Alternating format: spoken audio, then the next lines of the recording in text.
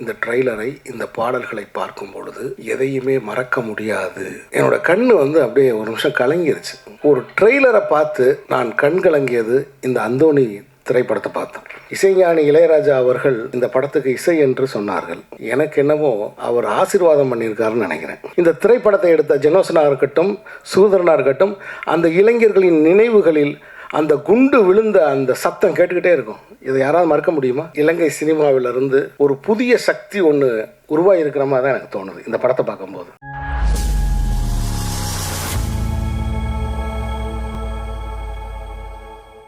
என்னுடைய அன்பான வணக்கம்.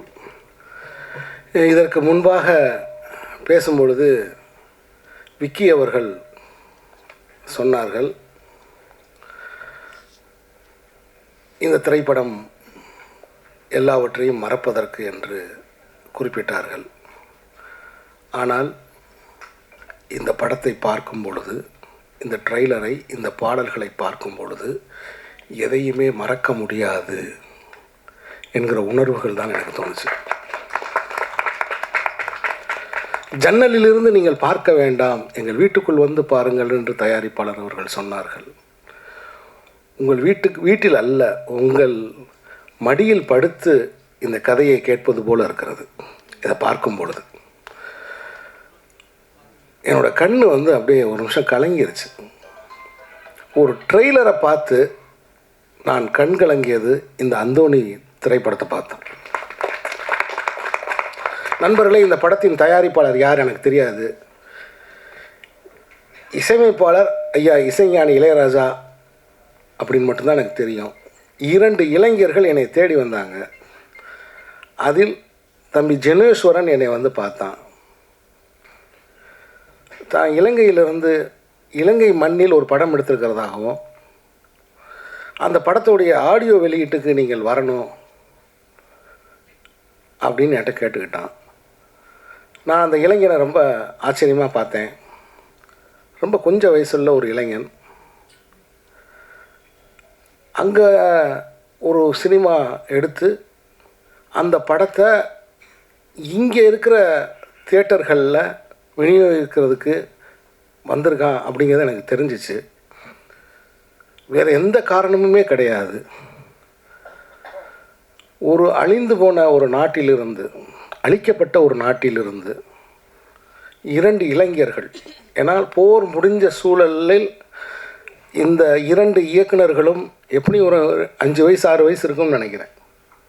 ரொம்ப 5 வயசு 6 வயசு குழந்தைகளாக இருந்திருப்பாங்க. அந்த வயசுலேருந்து எழுந்து வந்து இப்படி ஒரு சினிமாவை எடுத்து அதை இங்கே கொண்டு வரணும்னு நினைக்கிறாங்க. ஸோ இலங்கையிலிருந்து வருகிறோம்னு சொன்ன ஒரே ஒரு காரணம்தான் நான் இந்த விழாவில் கலந்து கொள்வதற்கு காரணம்.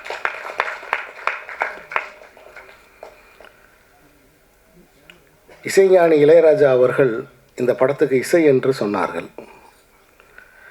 எனக்கு என்னவோ அவர் ஆசீர்வாதம் பண்ணியிருக்காருன்னு நினைக்கிறேன். இசையமைச்சிருக்காருன்னு சொல்கிறத விட ஹி பிளஸ்டு அப்படி தான் நான் சொல்கிறேன். ஒவ்வொரு அந்த பாட்டு, அந்த ட்ரெய்லருக்கு போடப்பட்ட அந்த பின்னணி இசை, அதை பார்க்கும்போது என்னோடய உள்ளுணர்வு அதுதான் சொல்லுச்சு. ஒரு நாடு சிதிலமான பிறகு, சிதைஞ்ச பிறகு, அதுக்கு பிறகு அங்கே ஒரு வாழ்க்கை எப்பயுமே, நீங்கள் உலக நாடுகள் எந்த நாடுகள்லையும் எடுத்துக்கோங்க, போர் முடிந்த பிறகு அல்லது போர் முடிந்ததாக அறிவிக்கப்பட்ட பிறகு அந்த நாட்டில் வாழ்க்கை அப்படிங்கிறது எப்படி பார்த்தாலும் கேள்விக்குறி தான். அங்கே ஒரு தனியனோட இருப்பு அப்படிங்கிறது கேள்விக்குறி தான்.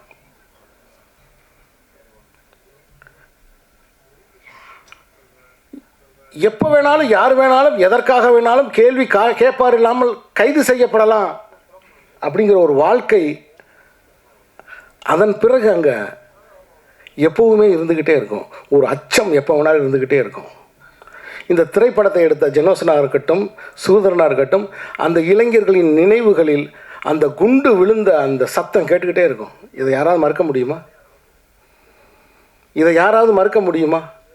அப்போ உளவியல் ரீதியாகவும் பொருளாதார ரீதியாகவும் அதிகாரத்தின் பக்கம் இருந்தும் ஒரு அடக்குமுறையை சந்தித்து வருகிற ஜனங்களின் கலை வடிவமாக தான் இந்த அந்தோணியை நான் பார்க்குறேன். இந்த படத்து அந்தோணியை நான் பார்க்குறேன். ஏன் இன்னும் விடுதலை புலி அமைப்பை தடை செய்த அமைப்பை ஏன் இந்தியா இன்னும் அதை அந்த தடையை நீக்க மாட்டேங்கிறாங்க? விடுதலை புலிகள் தான் இல்லைன்னு தெரிஞ்சிருச்சே. விடுதலை புலிகளில் யாரும் உயிரோடு இல்லை. ஏன் அந்த தடையை நீக்காமல் இருக்காங்க? நான் இதுக்கு முன்னாடி சொன்னேன் இல்லையா, யாரை வேண்டுமானாலும் கைது செய்யலாம். அதுக்காகத்தான், அதனால தான் அந்த தடையை அவங்க இன்னும் நீக்காமல் இருக்காங்க. நான் யாரோடும் உடன்பட்டோ அல்லது முரண்பட்டோ இங்கே நான் பேசலை. என்னுடைய கருத்தை நான் சொல்கிறேன். சமீபத்தில் பத்திரிகைகளில் நான் பார்த்தேன், இன்னும் அந்த வழக்கு நடந்து கொண்டிருக்கிறது, இன்னும் அந்த தடையை நீக்கம் பண்ணலன்னு. அது காரணம் அதுதான். நண்பர்களை, முதலில் இந்த படத்தில் பணியாற்றிய அந்த ஒளிப்பதிவாளருக்கு என்னுடைய மனப்பூர்வமான வாழ்த்துக்கள். அந்த கடலையும் அந்த அலையையும் அந்த வாழ்க்கையையும் அப்படி கண் முன்னாடி கொண்டு வந்து தத்ரூபமாக அதை கொண்டு வந்து வச்சுருக்கார். அதே மாதிரி இந்த படத்தில் நடிச்சிருக்கிற என்னுடைய அருமை நண்பர் வின்சென்ட். இனிமேல் வின்சென்ட், உங்கள் பேர் அந்தோணி வின்சென்ட். நான் வின்சென்ட்டை நான் மன்னிப்பு கேட்டுக்கிறேன். நீ இவ்வளவு சிறந்த ஒரு நடிகன்னு எனக்கு தெரியாமல் போயிடுச்சு. என்னை மன்னிச்சிரு. ஏன்னா ஒரு 2-3 படம் நான் நடிக்கிறதுக்கு கூப்பிடுவேன். அப்போ ஒரு நார்வேயில் இருப்பார், ஸ்ரீலங்காவில் இருப்பார். சந்திக்க முடியாமல் போயிட்டு இருந்துச்சு. ஆனால் அவ்வளவு கண்ட்ரோல்டாக ஒரு முழு படம் பார்த்த ஒரு திருப்தி எனக்கு இந்த ட்ரெய்லரில் எனக்கு கிடைக்கிது. ஒரு ஆக்டர், ஒரு கம்ப்ளீட் ஆக்டர் தான் அந்த எமோஷன்ஸ் ஹோல்டு பண்ண முடியும். ஒரு சின்னதாக நிமிர்ந்து பார்க்கணுன்னா கூட அந்த எமோஷன்ஸ் அதில் கொண்டு வர்றாரு அதில். ஸோ எனக்கு நவயுக இலங்கை சினிமாவிலிருந்து ஒரு புதிய சக்தி ஒன்று உருவாகிருக்கிற மாதிரி தான் எனக்கு தோணுது இந்த படத்தை பார்க்கும்போது. என்னுடைய இந்த ட்ரெய்லரை பார்க்கும்போது எனக்கு என்னுடைய ஆள் மனம் அதை தான். ஸோ அவ்வளோ நேர்த்தியாக இருக்குது, அவ்வளோ அழகாக இருக்குது. அதே மாதிரி இந்த படத்தில் நடித்த கதாநாயகியாக இருக்கட்டும், அந்த கதாபாத்திரத்தோட டிஜே பானு அவர்களுக்கும், ஏன்னா இது எல்லாமே அங்கேருந்து நான் அப்சர்வ் பண்ண விஷயங்கள் தான். இந்த ஸ்க்ரீனில் அவங்க எனக்கு காமிச்சதோட ரிஃப்ளெக்ஷன் தான் இது. ஸோ அப்படி இந்த அற்புதமான அந்தோணியில் ஒரு தோணி இருக்குது. அந்த தோணி கண்டிப்பாக கரையேறி வரும், அந்த நம்பிக்கை எனக்கு இருக்குது. இந்த ட்ரெய்லரை பார்த்த உடனே இந்த காவியத்தை எப்போ நம்ம பார்ப்போம் அப்படிங்கிற ஆர்வம் எனக்கு உண்டாயிருச்சு. கண்டிப்பாக இந்த ட்ரெய்லர் நீங்கள் பார்த்தீங்கன்னா உங்களுக்கு அந்த உணர்ச்சி உண்டாகும். ஆகவே ஒரு திரைப்படம் அப்படின்றது எதையும் மறக்கிறதுக்கு இல்லை. ஏன்னா இன்றைக்கி வாழ்க்கையே எல்லாமே எதனால் நிகழ்த்தப்படுகிறதுனா ஏதோ ஒன்றை மறைக்கிறதுக்கு, எதையோ ஒன்றை நம்ம பார்த்துக்கிட்டு இருக்கோம். எதையோ ஒன்றை ஏன்னா பேசினாலும் காசு, பார்த்தாலும் காசு, ஒரு தாகம் வந்துச்சு தண்ணி வாங்கி குடித்தாலும் காசு, பாத்ரூம் வந்துருச்சு போனாலும் காசு. மனித வாழ்க்கையில் எல்லாமே பணம் சம்மந்தப்பட்டுருச்சு. ஸோ அப்போ நீங்கள் பார்க்க வைக்கப்படுகிற உலகத்தில் இருக்கீங்க, நீங்கள் கேட்க வைக்கப்படுகிற ஒரு உலகத்தில் இருக்கீங்க. ஒட்டுமொத்த மனித வாழ்க்கையை அபிப்பிராயங்களை உருவாக்குவதும் அபிப்பிராயங்களை அழிக்கிறதையும் வேடிக்கை பார்க்கறதில் கொண்டு வந்து வச்சுட்டானுங்க. இதுதான் இன்னைக்கு இருக்கிற உலகம். ஸோ அப்படி இருக்கிற உலகத்தில் ஈழத்து மக்களை, அவருடைய வாழ்வியலை உயிரோட்டமாக, போருக்கு பின்னான அந்த வாழ்க்கையை, அவர்களுக்குள்ளே இருக்கக்கூடிய பரிதவிப்பை காட்டுகிற இந்த அந்தோணி திரைப்படம் மாபெரும் வெற்றி அடையும் அப்படிங்கிறது என்னுடைய கருத்து.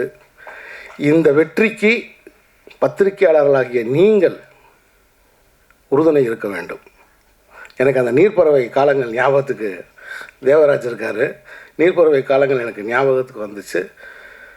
இந்த படத்தை நீங்கள் சுமந்து கொண்டு போய் மக்கள்கிட்ட சேர்க்கணும். ஒவ்வொரு சிறிய படத்துக்கும் ஒரு எழுத்தாளனுக்கு பத்திரிகையாளர் தான் துணை, வேறு யாருமே கிடையாது. அந்த இளைஞர்கள் எடுத்த இந்த படத்தை, அந்தோணிங்கிற படத்தை மக்கள் மன்றத்துக்கு கொண்டு போய் சேர்க்கணும். இதோடைய தயாரிப்பாளருக்கு, அவர் பேர் என்ன சொன்னீங்க, ரமணன், தயாரிப்பாளர் ரமணன் அவர்களுக்கு என்னுடைய இதயபூர்வமான வாழ்த்துக்களை தெரிவித்துக் கொள்கிறேன். ஒரு தரமான படத்தை நீங்கள் எடுத்ததுக்கு. படத்தின் இசையமைப்பாளர்களுக்கு என்னுடைய இதயபூர்வமான வாழ்த்துக்கள். இப்படி ஒரு இசையை தந்ததுக்கு நன்றி. எங்கள் அம்மாவை மறந்துட்டேன், அகிலா பாலுமகேந்திர அம்மா. நான் எதிர்பார்க்கவே இல்லை அம்மா இங்கே வருவா. நான் வீட்டுக்கு போய் பார்க்கணும்னு நினச்சிட்டே இருந்தேன். ஏன்னா போன புத்தகம் நான் எழுதின அந்த தயைங்கிற புத்தகம் வந்து நான் அந்த அம்மா தயையில் நதி அழகி, நாதன் பதிப்பகம் வெளியிட்ட நதி அழகின்ற புத்தகத்தை அம்மாவுக்கு தான் நான் டெடிகேட் பண்ணியிருந்தேன், அகிலா பாலுமகேந்திர அம்மாவுக்கு. எப்படி சொல்கிறது, ஒரே வார்த்தையில் சொல்லணுன்னா, நான் மதுரையில் ஒரு அம்மாட்ட வளர்ந்துக்கிட்டு இருந்தேன். சென்னைக்கு வந்ததும் அந்த அம்மாட்ட வந்துட்டேன் நான்.